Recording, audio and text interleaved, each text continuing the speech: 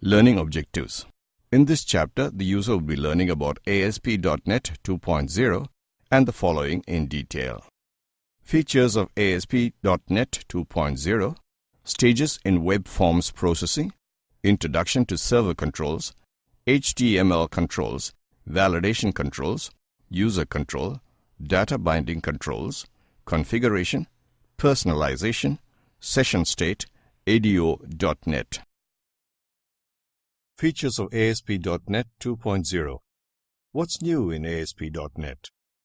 The Microsoft .NET Framework version 2.0 includes significant enhancements to ASP.NET in virtually all areas. ASP.NET has been improved to provide out-of-the-box support for the most common web application situations. You will find that you can get websites and pages up and running more easily and with less code than ever before. At the same time, you can add custom features to ASP.NET to accommodate your own requirements. Specific areas in which ASP.NET has been improved are productivity. You can easily and quickly create ASP.NET web pages and applications using new ASP.NET server controls and existing controls with new features. New areas such as membership, personalization, and themes provide system-level functionality that would normally require extensive developer coding. Core development scenarios, particularly data, have been addressed by new data controls, no-code binding, and smart data display controls. Flexibility and extensibility. Many ASP.NET features are extensible so that you can easily incorporate custom features into applications. The ASP.NET Provider model, for example, provides pluggable support for different data sources. Performance. Features such as pre-compilation, configurable caching, and SQL cache invalidation allow you to optimize the performance of your web applications. Security. It is now easier than ever to add authentication and authorization to your web applications. Hosting. ASP.NET includes new features that make it easier to manage a hosting environment and create more opportunities for hosters to add value. Computer languages and frameworks evolve as the needs of the development community evolve. ASP.NET is certainly no exception. ASP.NET 2.0 is the first major update to the ASP.NET framework and includes solutions to common problems encountered with ASP.NET 1.x, as well as new features that greatly increase the flexibility and functionality of web development on the .NET platform. If you're still working with ASP applications, then ASP.NET 2.0 offers even more incentive to upgrade. Goals of ASP.NET 2.0. Improve the reliability and usability of web applications. Currently, many ASP.NET 1.x applications run on Microsoft IIS 5.0. ASP.NET 2.0 leverages new IIS 6.0 features for improved performance and scalability.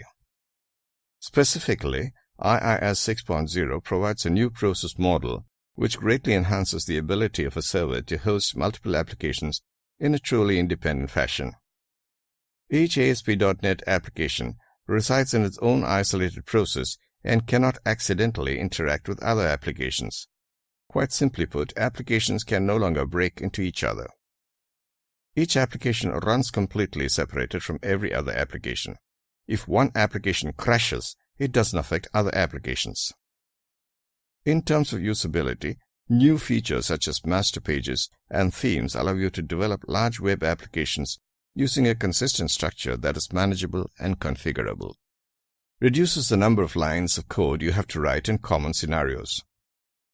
ASP.NET 2.0 includes wizards and controls that allow you to perform frequent tasks, for example, data access, without having to write a single line of code.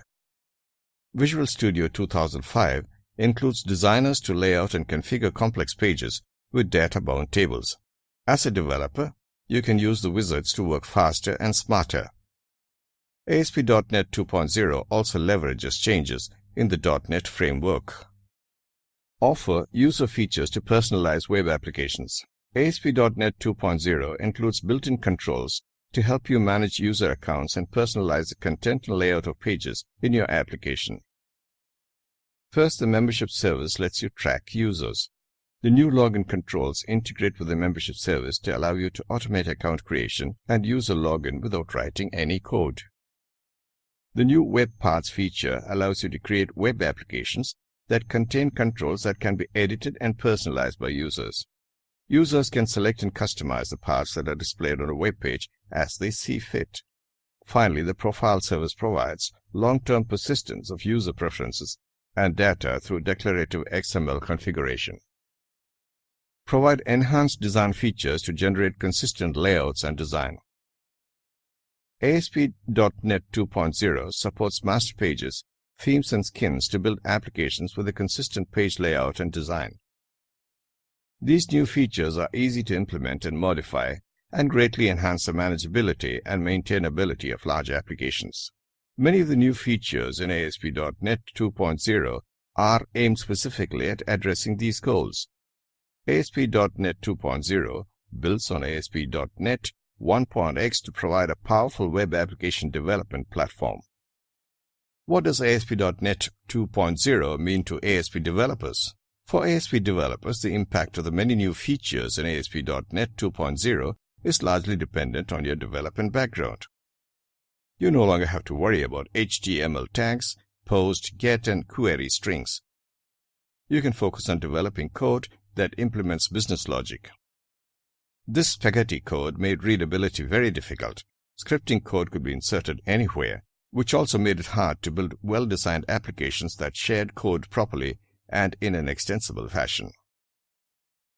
You can also leverage master pages to quickly create a coherent design for your application or apply skins and themes to programmatically set the look and feel of your web pages.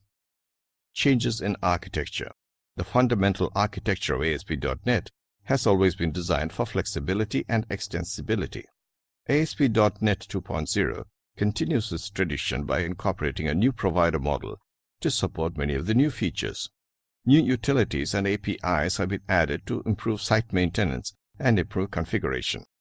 All of these changes are designed to make developing ASP.NET 2.0 applications a faster and a more streamlined process, while still providing the flexibility and extensibility that developers were used to with ASP.NET 1.x. ASP.NET 2.0 Providers. The provider model defines a set of interfaces and hooks into the data persistent layer that provides storage and retrieval for specified requests. In this way, the provider model acts as a programming specification that allows ASP.NET 2.0 to service unique client concerns. ASP.NET 2.0 uses a wide variety of providers, including membership. The membership provider manages, supports user authentication and user management. Profile. The profile provider supports storage and retrieval of user-specific data linked to a profile. Personalization. The personalization provider supports persistence of web path configurations and layouts for each user. Site navigation. The site navigation provider maps the physical storage locations of ASP.NET pages with a logical model that can be used for in-site navigation and linked to the various new navigation controls. Data providers. ADO.NET has always used a provider model to facilitate the connection between a database and the ADO.NET. API.ASP.NET 2.0 builds upon the data provided by encapsulating many of the ADO.NET data calls in a new object called a data source. Each new type of provider acts independently of the other providers. You can therefore replace the profile provider without causing problems with a membership provider. The ASP.NET 2.0 coding model. In ASP.NET 1.x, you could develop an ASP.NET page in one of two ways: code direct, code behind. First, you could put your code directly in line with your ASP.NET tags. The code inline model is very similar to the coding model that was prevalent with classical ASP and other scripting languages. However, the code inline model has several problems, such as the intermixing of code and HTML. ASP.NET 1.0 introduced the code behind model as a replacement. The code behind model used an external class to house the code, while the ASPX page contained the HTML and ASP.NET tags.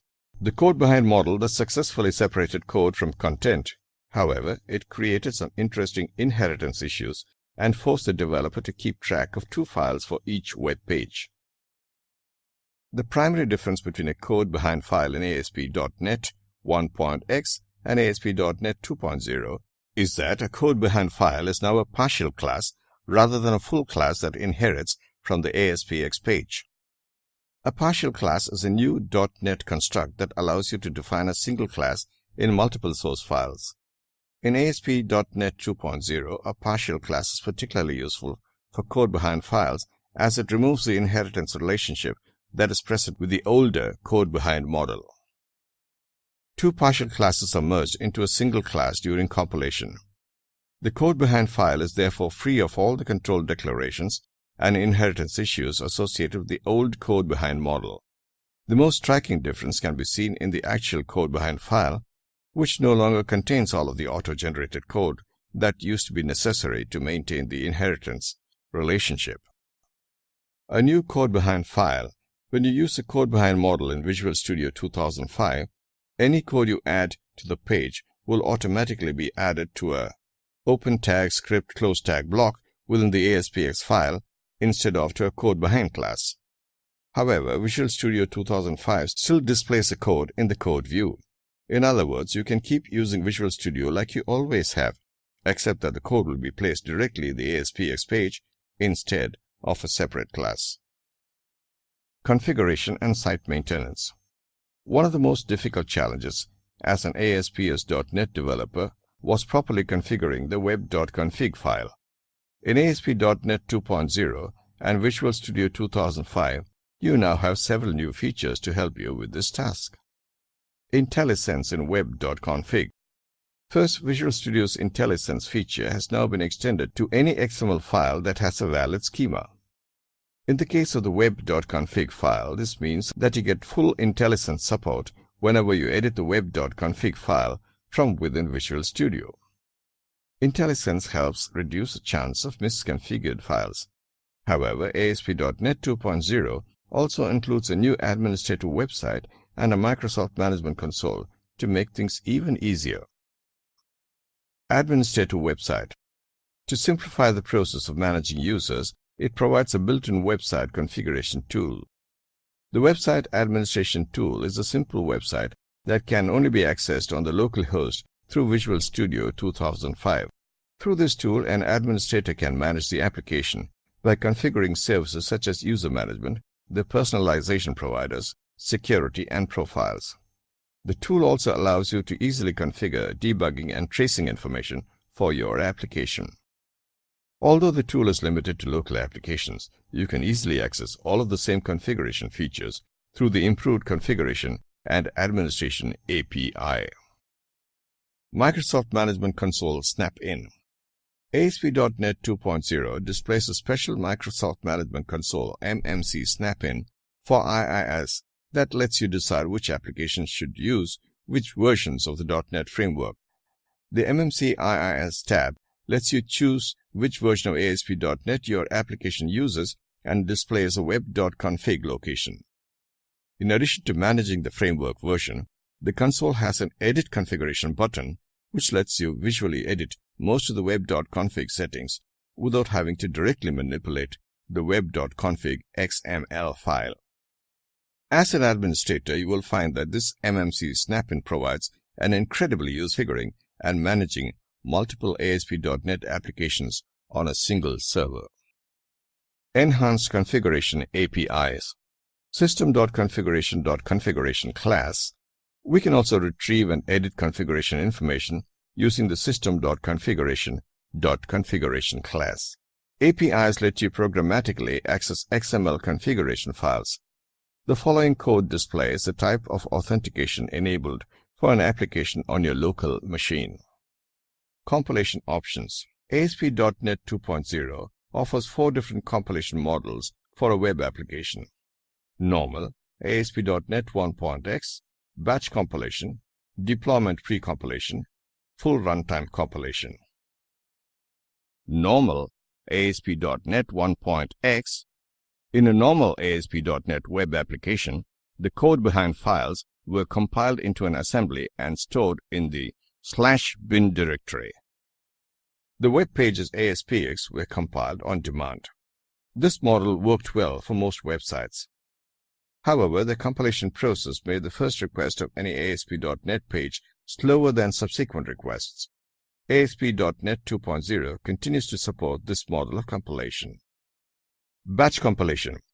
In ASP.NET 2.0, you can batch compile any application with a single URL request. As with ASP.NET 1.x, batch compiling removes the delay on the first page request but creates a longer cycle time on startup. In addition, batch compilation still requires that the code behind files are compiled pre-deployment. Deployment pre-compilation. A new feature of ASP.NET 2.0 allows for full compilation of your project prior to deployment. In the full compilation, all of the code behind files, ASPX pages, HTML, graphics, resources, and other backend code are compiled into one or more executable assemblies, depending on the size of the application and the compilation settings. The assemblies contain all of the compiled code for the website, and the resource files and the configuration files are copied without modification. This compilation method provides for the greatest performance and enhanced security. If you're working with highly visible or highly secure websites, this option is the best choice for final deployment.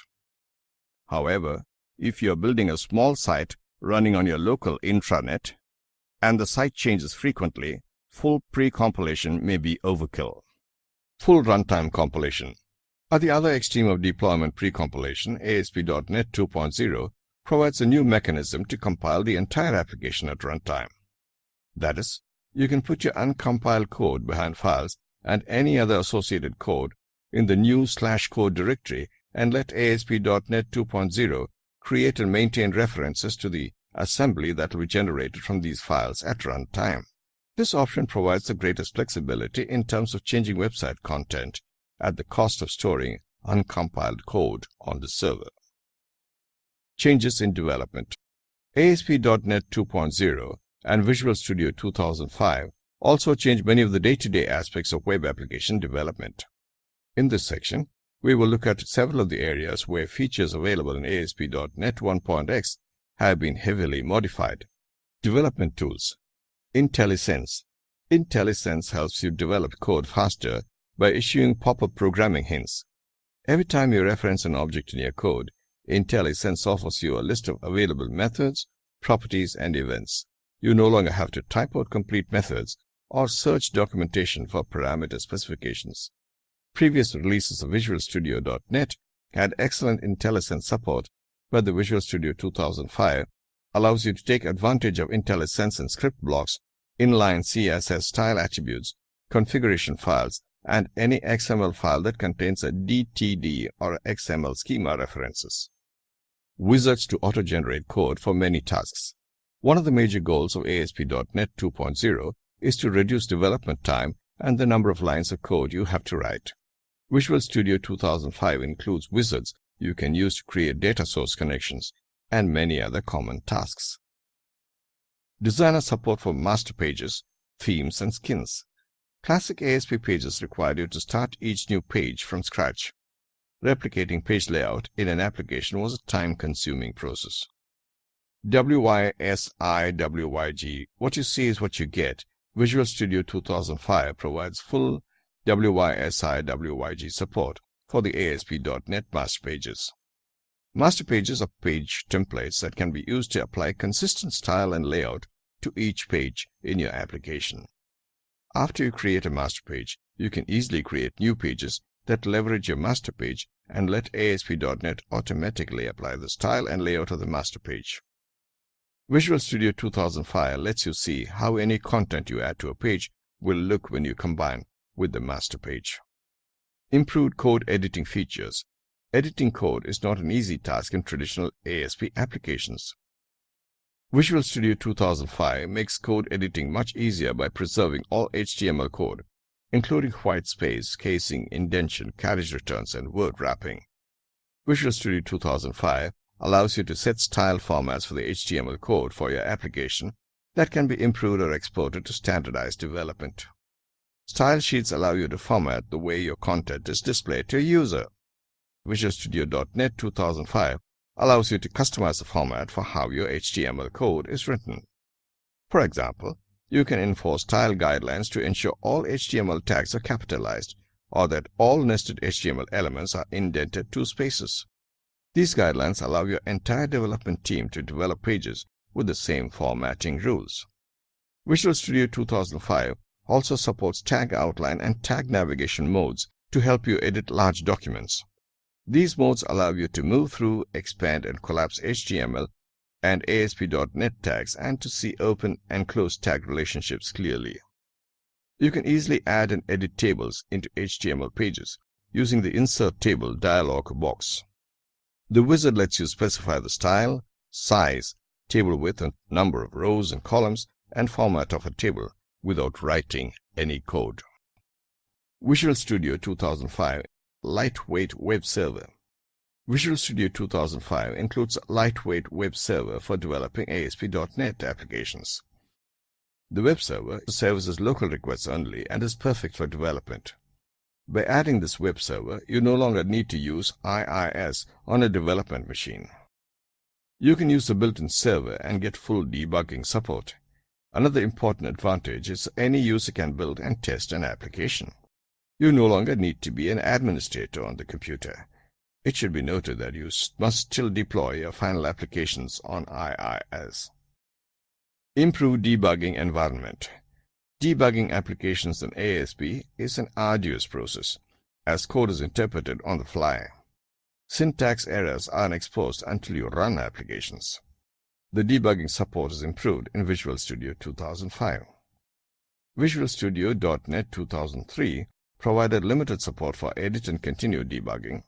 Visual Studio 2005 improves edit and continue debugging and provides more information during the debugging process.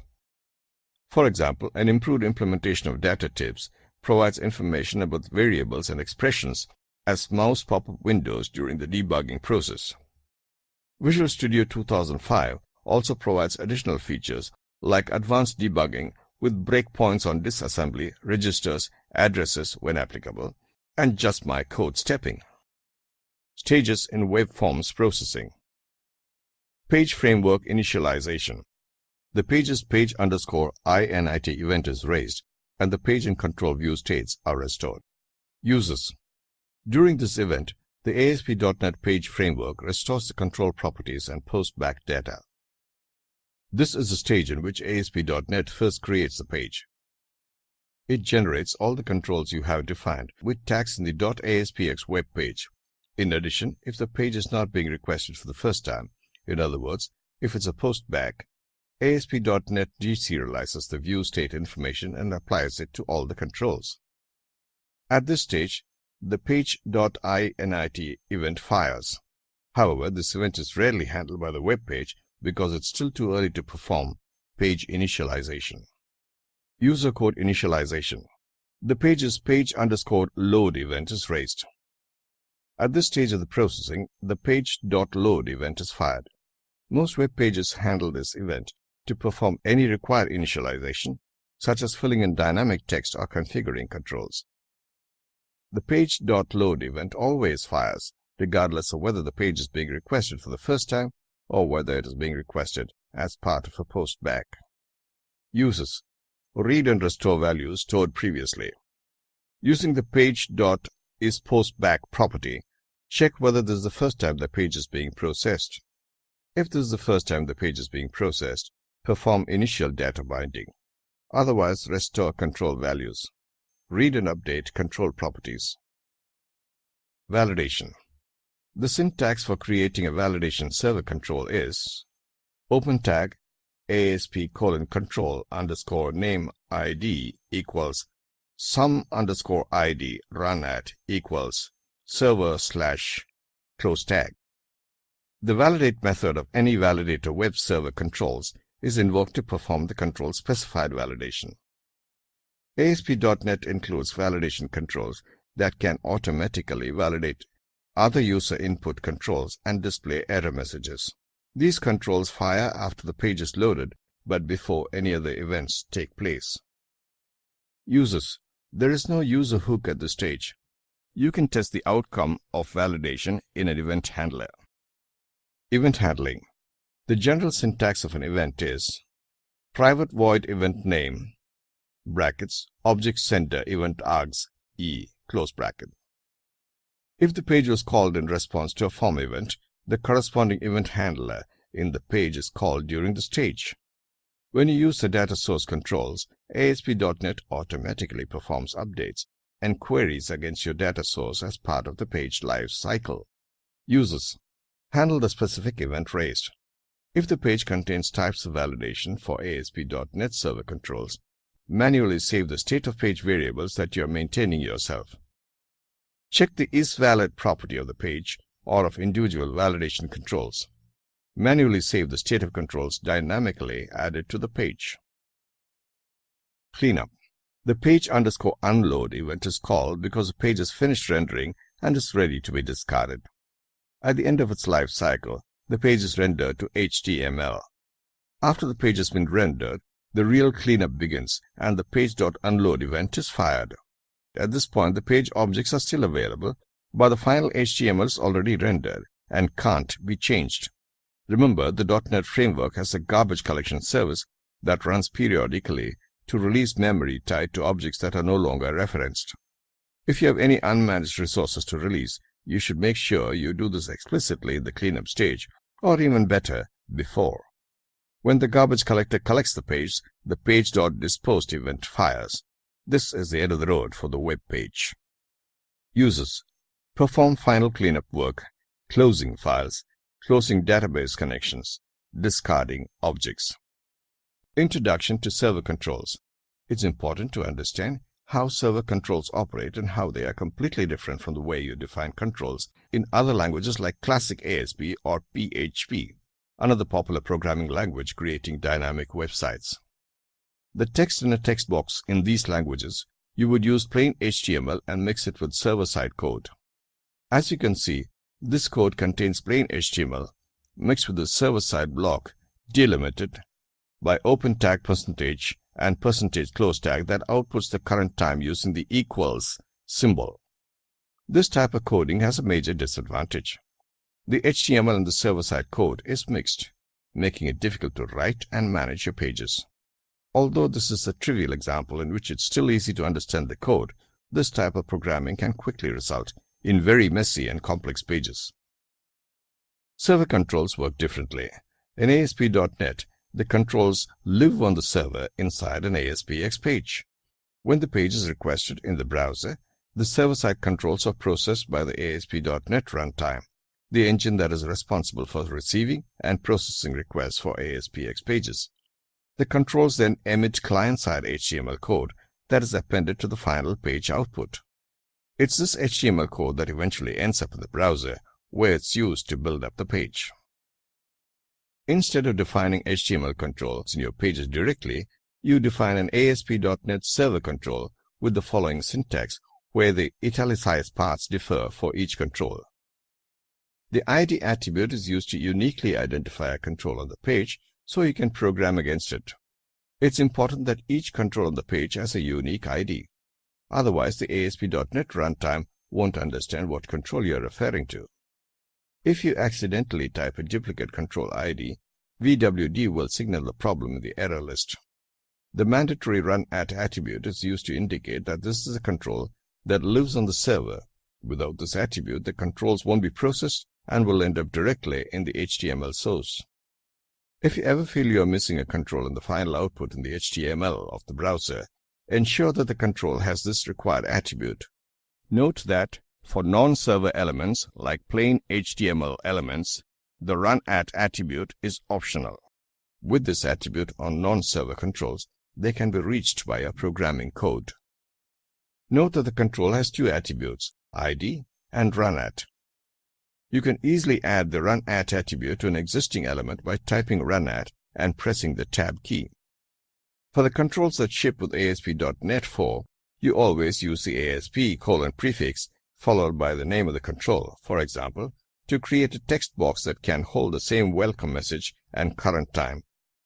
The preceding example of the text box is using a self-closing tag where the closing slash is embedded in the opening tag. VB.net message.text equals hello world, the time is, and date time dot now dot time of day dot toString open close brackets. C# message.text equals hello world, time is plus date time dot now dot time of day dot toString open close brackets. This is quite common for controls that don't need to contain child content such as text or other controls. However, the long version using a separate closing tag is acceptable as well. You can control the default behavior of closing tags per tag using Tools, Options, Text, Editor, HTML, Formatting, Tag-specific options. You can program against this text box from code that is either placed in line with the page or in a separate code behind file. The definition of the control in the markup section of the page is now separated from the actual code that defines the text displayed in the text box, making it easier to define and program the text box, or any other control, because it enables you to focus on one task at a time, either declaring the control and its visual appearance in the markup section of the page, or programming its behavior from a code block. You add a text box, a label, and a button control to a page. When you request a page in the browser, these server controls are transformed into HTML, which is then sent to the client. By looking at the final HTML for the page in the browser, you will see how the HTML is completely different from the initial ASP.NET markup. In the Demos folder in the Solution Explorer, create a new web form called controls.demo.aspx. Choose your programming language and make sure the web form uses code behind. Switch to Design View. From the toolbox, drag a text box, a button, and a label control onto the design surface within the dashed lines of the Open Tag Div Close Tag that was added for you when you created the page. Type the text your name in front of the text box and add a line break between the button and the label by positioning your cursor between two controls in Design View and then pressing Enter. If you're having trouble positioning the cursor between the controls, place it after the label control and then press the left arrow key twice. The first time you press it, the label will be selected. The second time the cursor is placed between the two controls, enabling you to press Enter. Right-click the button and choose Properties to open up the Properties grid for the control. Pressing F4 after selecting the button does the same thing. The window that appears enables you to change the properties of the control, which in turn influences the way the control behaves at runtime. Set the control's text property to Submit Information and set its ID to Submit Button. Change the ID of the text box to your name using the Properties grid. Clear the text property of the label using the Properties grid. You can right-click the Properties label in the grid and choose Reset, or you can manually remove the text. You can leave its ID set to Label 1. Still in Design View, double-click the button to have VWD add some code to the code behind the page that will be fired when the button is clicked in the browser. Add the bolded line of code to the code block that VWD inserted for you. Save the changes to the page and then open it in the browser by pressing Ctrl plus F5. When it appears in the browser, don't click the button yet, but open up the source of the page by right-clicking the page in the browser and choosing View Source or View Page Source. You should see the following HTML code. Switch back to your browser, fill in your name in the text box, and click the button. When the page is done reloading, open up the source for the page in the browser again, using the browser's right-click menu. When you click the button, the control causes a postback, which sends the information for the controls in the page to the server, where the page is loaded again. Additionally, the code that you wrote to handle the button's click event is executed. This code takes the name you entered in the text box and then assigns it to the label control. The label control contains the text you entered in the text box, so when it is asked for the HTML, it now returns this. Although you define the label control with the open tag ASP : label close tag syntax, it ends up as a simple open tag span close tag element in the browser.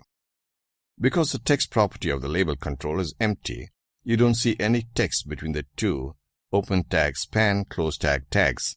The same applies to other controls. An open tag ASP : text box close tag ends up as open tag input type equals text close tag, whereas the open tag ASP : button close tag ends up as open tag input type equals submit close tag. Defining controls in your pages. Simply drag controls from the toolbox onto the design surface of the page. This makes it very easy to add a bunch of controls to a page to get you started. However, because of the way the design surface works, it's sometimes difficult to add them exactly where you want them. If you look at the properties grid for some of the controls on a page, you will notice that many of them have similar properties.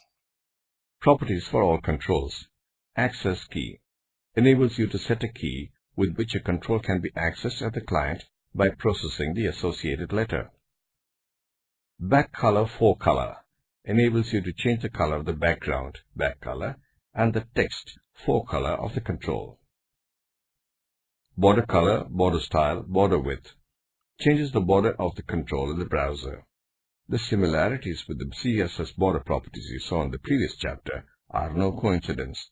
Each of these three ASP.NET properties maps directly to its CSS counterpart. CSS class lets you define the HTML class attribute for the control in the browser. This class name then points to a CSS class you define on the page or an external CSS file. Enabled determines whether the user can interact with the control in the browser. For example, with a disabled text box, enabled equals false, you cannot change its text. Font enables you to define different font-related settings such as font size, font names, and font bold. Height width determines the height and width of the control in the browser. Tab index sets the client-side HTML tab index attribute that determines the order in which users can move through the controls on the page by pressing the tab key. Tooltip enables you to set a tooltip for the control in the browser. This tooltip, rendered as a title attribute in the HTML, is shown when the user hovers a mouse over the relevant HTML element. Visible determines whether or not the control is sent to the browser. You should really see this as a server-side visibility setting because an invisible control is never sent to the browser at all. This means it's quite different from the CSS display and visibility properties. Types of controls. ASP.NET comes with a large number of server controls, supporting most of your web development needs. To make it easy for you to find the right controls, they have been placed in separate control categories in the Visual Web Developer toolbox. For example, a text box has a text property, among many others, and a list box has a selected item property. Some properties can only be set programmatically and not with the properties grid. Standard controls. The standard category contains many of the basic controls that almost any web page needs. You've already seen some of them, like text box, button, and label controls earlier in this chapter. Many of the controls probably speak for themselves, so instead of giving you a detailed description of them all, the following sections briefly highlight a few important ones. Simple controls. The toolbox contains a number of simple and straightforward controls, including text box, button, label, hyperlink, radio button, and checkbox. Their icons in the toolbox give you a good clue as to how they end up in the browser. List controls. The standard category also contains a number of controls that present themselves as lists in the browser. These controls include list box, drop-down list, checkbox list, radio button list, and bulleted list. To add items to the list, you define open tag ASP : list item close tag elements between the opening and closing tags of the control. The drop-down list enables a user to select only one item at a time. To see the currently active and selected item of a list control programmatically, you can look at its selected value, selected item, or selected index properties. Selected value returns a string that contains a value for the selected item, like C# or Visual Basic in the preceding example. Selected index returns the zero-based index of the item in the list. With the preceding example, if the user had chosen C#, selected index would be 0. Similarly, when the user has chosen CSS, the index would be 2, the third item in the list. The bulleted list control doesn't allow a user to make selections and as such doesn't support these properties.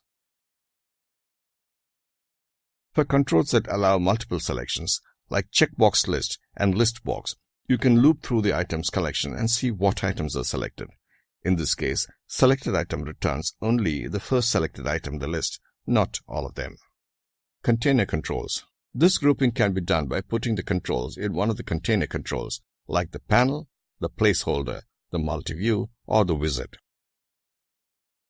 For example, you can use a placeholder or the pane control to hide or show a number of controls at once. Instead of hiding each control separately, you simply hide the entire container that contains all the individual controls and markup. Link button and image button. The link button and the image button controls operate similarly to an ordinary button control. Both of them cause a post back to the server when they are clicked. The link button presents itself as a simple open tag, a close tag element, but posts back using JavaScript instead of requesting a new page. The image button does the same but displays an image that the user can click to trigger the post back. Image and image map. These controls are pretty similar in that they display an image in the browser.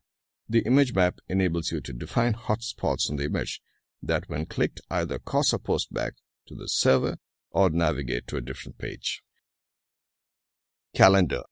The calendar control presents a rich interface that enables the user to select a date. File upload. The file upload control enables the user to upload files that can be stored on the server. Literal, localize, and substitute. The literal is that it renders no additional tag itself. It displays only what you assign to its text property and is thus very useful to display HTML or JavaScript that you build up in the code behind or that you retrieve from a database. The localize control is used in multilingual websites and is able to retrieve its contents from translated resource files. The substitute control is used in advanced caching scenarios and enables you to update only parts of a page that is otherwise cached completely. AD Rotator. The AD Rotator control enables you to display random advertisements on your website. The ads come from an XML file that you create on your server. Because it lacks advanced features like click tracking and logging that are required in most but the simplest scenarios, this control isn't used much in today's websites.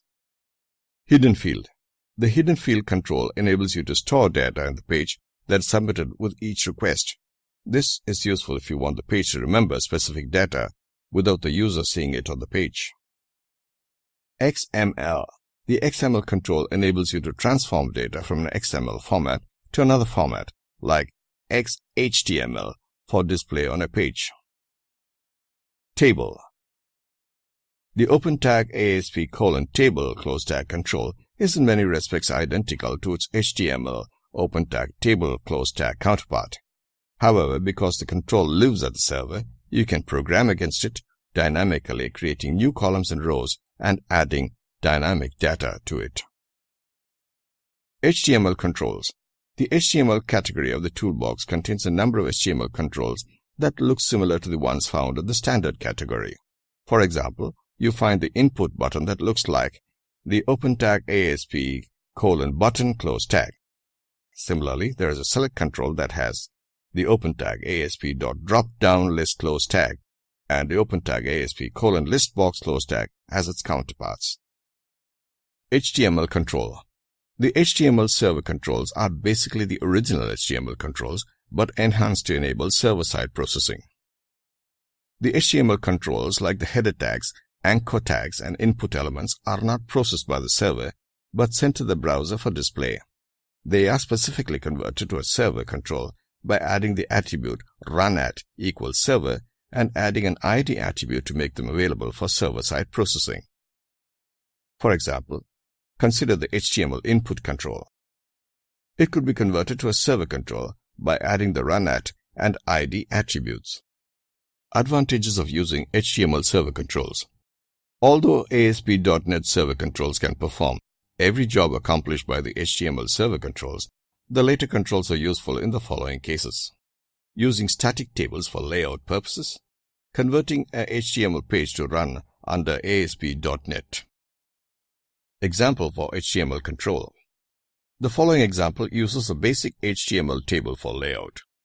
It uses some text boxes for getting input from the users, like name, address, city, state, etc. It also has a button control, which is clicked to get the user data displayed on the last row of the table. Observe the followings. The normal HTML tags has been used for the page layout. The last row of the HTML table is used for data display. It needed server-side processing, so an ID attribute and the runAt attribute have been added to it. The code behind the button control. Validation control. ASP.NET validation controls validate the user input data to ensure that useless, unauthenticated, or contradictory data don't get stored. ASP.NET provides the following validation controls: Base Validator, Required Field Validator, Range Validator, Compare Validator, Regular Expression Validator, Custom Validator, Validation Summary. The Base Validator class. The validation control classes inherit from the Base Validator class and inherit its properties and methods. Therefore, it would help to look at the properties and the methods of this base class, which are common for all the validation controls. The table shows the common validation controls. Members. Description. Control to validate indicates the input control to validate. Display indicates how the error message is shown. Enable client script indicates whether the client-side validation will take. Enabled enables or disables a validator. Error message indicates error string. Text error text to be shown if validation fails. Is valid indicates whether the value of the control is valid. Set focus on error. It indicates whether in case of an invalid control, the focus should switch to the related input control. Validation group. The logical group of multiple validators where this control belongs. Validate open close brackets. This method revalidates the control and updates the isValid property. The required field validator. The required field validator control ensures that the required field is not empty. It is generally tied to a text box to force input into the text box. It is useful to validate whether the user filled the required text box or not. If not, the error message would be displayed. The syntax for the control. The range validator. The range validator control verifies that the input value falls within a predetermined range. It has three specific properties. Properties. Description. Type. It defines the type of the data. The available values are currency, date, double, integer, and string. Minimum value. It specifies the minimum value of the range. Maximum value. It specifies the maximum value of the range. The basic example for the control. The compare validator. The compare validator control compares a value in one control with a fixed value or a value in another control. It has the following specific properties. Properties. Description. Type. It specifies the data type. Control to compare. It specifies the value of the input control to compare with. Value to compare. It specifies the constant values to compare with. Operator. It specifies the comparison operator. The available values are equal, not equal, greater than equal, less than equal, and data type check. The basic syntax for the control. The regular expression validator. The regular expression validator allows validating the input text by matching against a pattern against a regular expression. The regular expression is set in the validation expression property. The regular validation used for input text matching. Meta characters description. Dot matches any character except /n. ABCD within square brackets matches any character in the set. Open square bracket exclude ABCD close bracket excludes any character in the set. Open square bracket 2 to 7 A to M A to M close square bracket matches any character specified in the range. /W small case matches any alphanumeric character and underscore. /W capital matches any non-word character. /small s matches white space characters like space, tab, new line, etc. /s capital matches any non-white space character. /small d matches any decimal character. /d capital matches any non-decimal character. It matches the input text field with on the text input field. Quantifier description. Asterisk 0 or more matches, plus 1 or more matches, question 0 or 1 matches, n within braces n matches, n comma within braces n or more matches, n comma m within braces between n and m matches. The syntax for the control. The custom validator. The custom validator control allows writing application-specific custom validation routines for both the client-side and the server-side validation. The client-side validation is accomplished through the client validation function property. The client-side validation routine should be written in a scripting language like JavaScript or VB script, which the browser can understand. The basic syntax for the control. User controls. In simple modification, we can use a server. The reusable model is called as user control. User customizes the program using small changes. Exposing user control properties. When a web forms page is treated as a control, the public fields and methods of that web form are promoted to public properties and methods of the control as well. The following example shows an extension of the previous user control example that adds 2 public string fields. The public properties and methods are treated as public fields when it promoted to public control. Notice that these fields can be set either declaratively or programmatically in the containing page. User control. User controls behaves like miniature ASP.NET pages or web forms which could be used by many other pages. These are derived from the system.web.ui.userControl class. These controls have the following characteristics. They have an .ascx extension. They may not contain any HTML, body or form tags. They have a control directive instead of a page directive. To understand the concept, let us create a simple user control, which will work as a footer for the web pages. To create and use the user control, take the following steps. Create a new web application. Right-click on the project folder on the Solution Explorer and choose Add New Item. The output is Data Binding Control.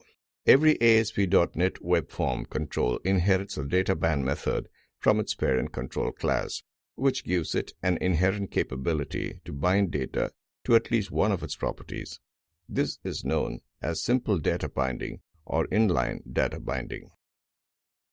Simple data binding involves attaching any collection, item collection, which implements the IEnumerable interface or the data set and data table classes to the data source property of the control. On the other hand, some controls can bind records, lists, or columns of data into their structure through a data source control. These controls derive from the base data bound control class. This is called declarative data binding. The data source controls help the data bound controls implement functionalities like sorting, paging, and editing data collections. The base data bound control is an abstract class, which is inherited by 2 or more abstract classes. Data bound control, hierarchical data bound control. The abstract class data-bound control is again inherited by two more abstract classes, list control, composite data-bound control. The controls capable of simple data binding are derived from the list control abstract class, and these controls are bulleted list, checkbox list, drop-down list, list box, radio button list. The controls capable of declarative data binding are derived from the abstract class composite data-bound control. These controls are details view, form view, grid view, record list. Simple data binding. Simple data binding involves the read-only selection lists. These controls can bind to an array list or fields from a database.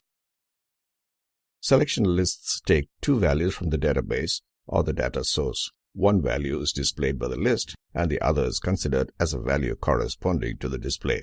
Choosing a data source for the bulleted list control involves selecting the data source control, selecting a field to display, which is called the data field, selecting a field for the value. Declarative data binding. We have already used declarative data binding using grid view control. The other composite data-bound controls capable of displaying and manipulating data in a tabular manner are the details view, form view, and record list control. However, the data binding involves the following objects: a data set that stores the data retrieved from the database, the data provider which retrieves data from the database using a command over a connection, the data adapter that uses the select statement stored in the command object. It is also capable of updating the data in a database by issuing insert, delete, and update statements. Configuration. The behavior of an ASP.NET application is affected by different settings in the configuration files. Machine.config, web.config. The machine.config file contains default and the machine-specific value for all supported settings. The machine settings are controlled by the system administrator, and applications are generally not given access to this file. An application, however, can override the default values by creating web.config files in its roots folder. The web.config file is a subset of the machine.config file. If the application contains child directories, it can define a web.config file for each folder. Scope of each configuration file is determined in a hierarchical top-down manner. Any web.config file can locally extend, restrict, or override any settings defined on the upper level. Visual Studio generates a default web.config file for each project. An application can execute without a web.config file. However, you cannot debug an application without a web.config file. In this application, there are two web.config files for two projects, that is the web service and the website calling the web service. The following code snippet shows the basic syntax of a configuration file. The web.config file has a configuration element as a root node. Information inside this element is grouped into two main areas: the configuration section handler, declaration area, and the configuration section settings area. Configuration section handler. The configuration section handlers are contained within the open tag config sections close tags. Each configuration handler specifies names of a configuration section contained within the file, which provides some configuration data. The basic syntax for the configuration. Clear. It removes all references to inherited sections and section groups. Remove. It removes a reference to an inherited section and section group. Section. It defines an association between a configuration section handler and a configuration element. Section group. It defines an association between a configuration section handler and a configuration section. Application settings. The application settings allow storing application-wide name-value pairs for read-only access. The connection strings. The connection string shows which database connection strings are available to the website. System.web element. The system.web element specifies the root element for the ASP.NET configuration section and contains configuration elements that configure ASP.NET web applications and control how the applications behave. It holds most of the configuration elements needed to be adjusted in common applications. Anonymous identification, authentication. This is required to identify users who are not authenticated when authorization is required. Authorization. It configures the authentication support. URL mappings. Defines the mappings for hiding the actual URL and providing a more user-friendly URL. Personalization. ASP.NET Personalization service is based on user profile. User profile defines the kind of information about the user that the site will need. For example, name, age, address, date of birth, phone number, etc. Websites are designed for repeated visits from the users. Personalization allows a site to remember its user and his or her information details and presents an individualistic environment to each user. ASP.NET provides services for personalizing a website to suit a particular client's taste and preference. This information is defined in the web.config file of the application, and ASP.NET Runtime reads and uses it. This job is done by the personalization providers. The user profiles obtained from user data are stored in a default database created by ASP.NET. You can create your own database for storing profiles. The profile data definition is stored in the configuration file web.config. Example. Let us create a sample site where we want our application to remember user details like name, address, date of birth, etc. Add the profile details in the web.config file within the open tag system.web close tag element. When the profile is defined in the web.config file, the profile could be used through the profile property found in the current HTTP context and also available via our page. Add the text boxes to take the user input as defined in the profile and add a button for submitting the data. Attributes for the open tag add close tag element. Apart from the name and type attributes that we have used, there are other attributes to the open tag add close tag element. The following table illustrates some of these attributes. Attributes. Description. Name, the name of the property. Type.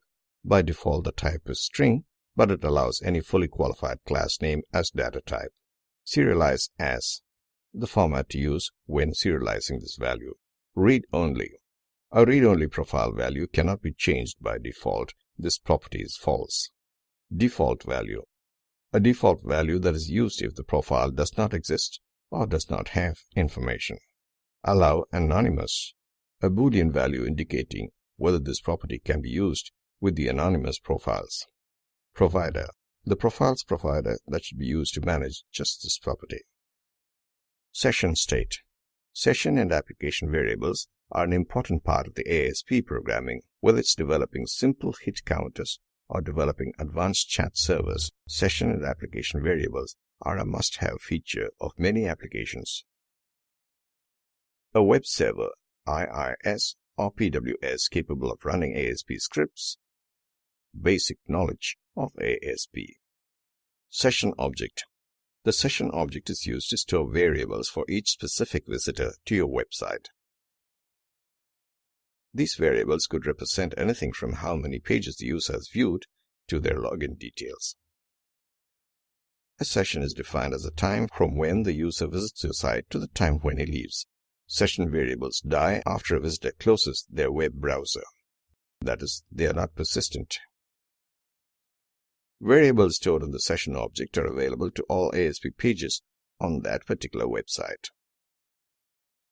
Common information stored in session variables includes name, ID, and personalization preferences.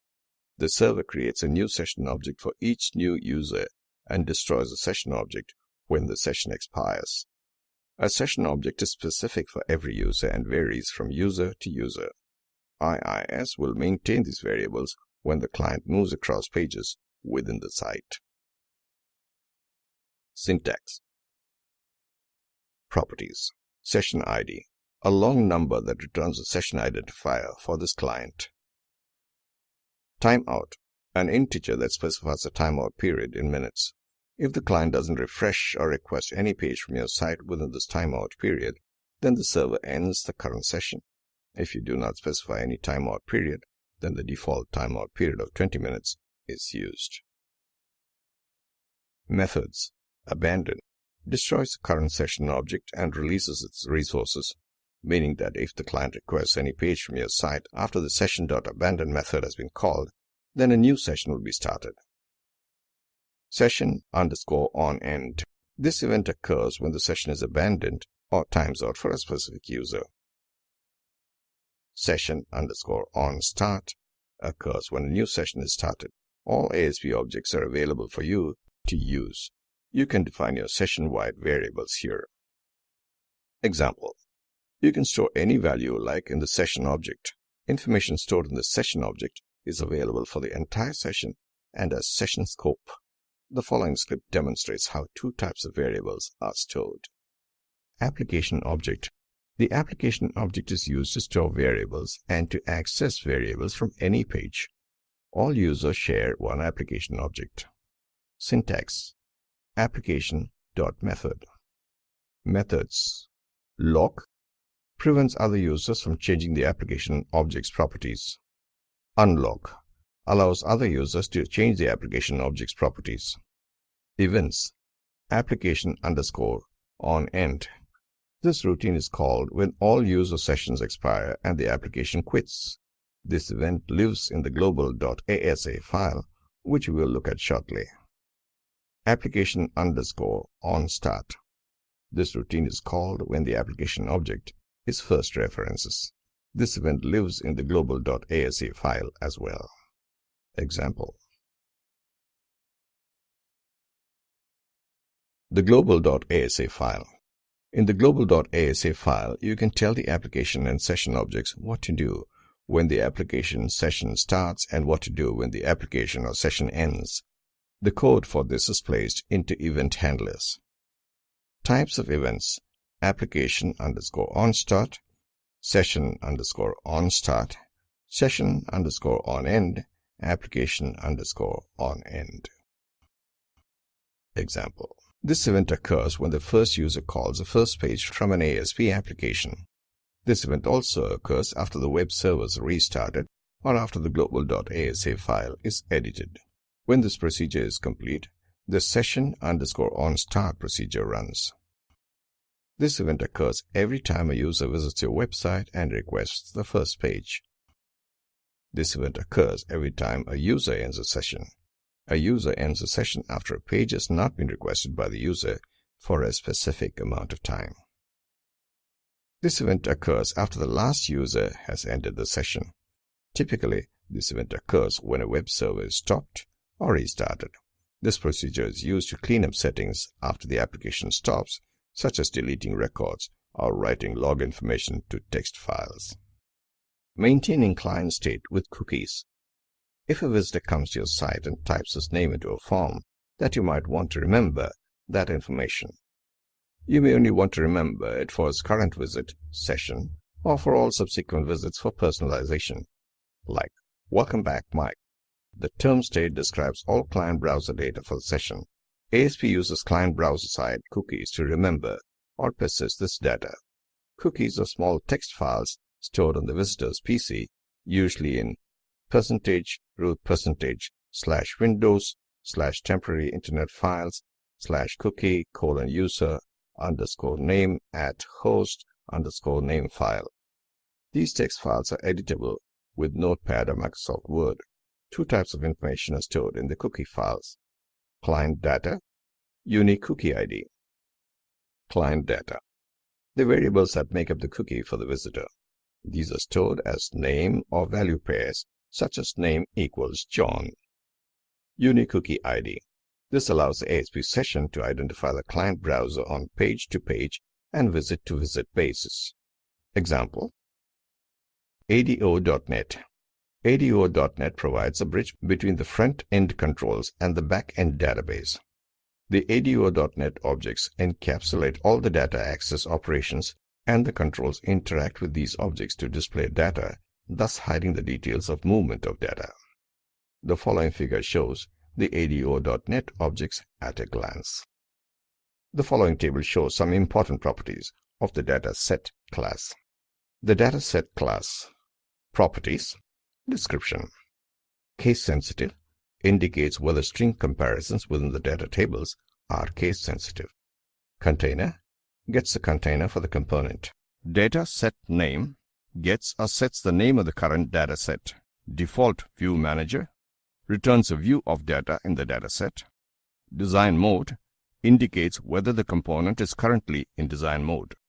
Enforce constraints indicates whether constraint rules are followed when attempting any update operation. Events gets the list of event handlers that are attached to this component.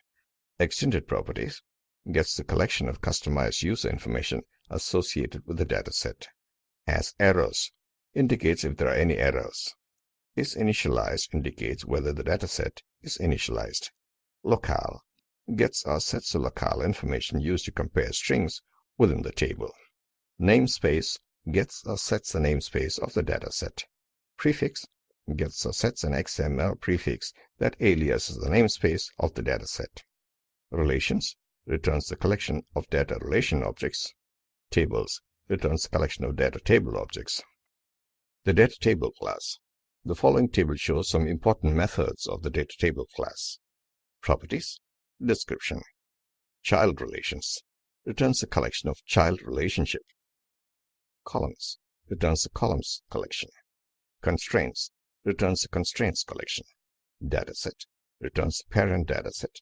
Default view returns a view of the table. Parent relations returns the parent relations collection.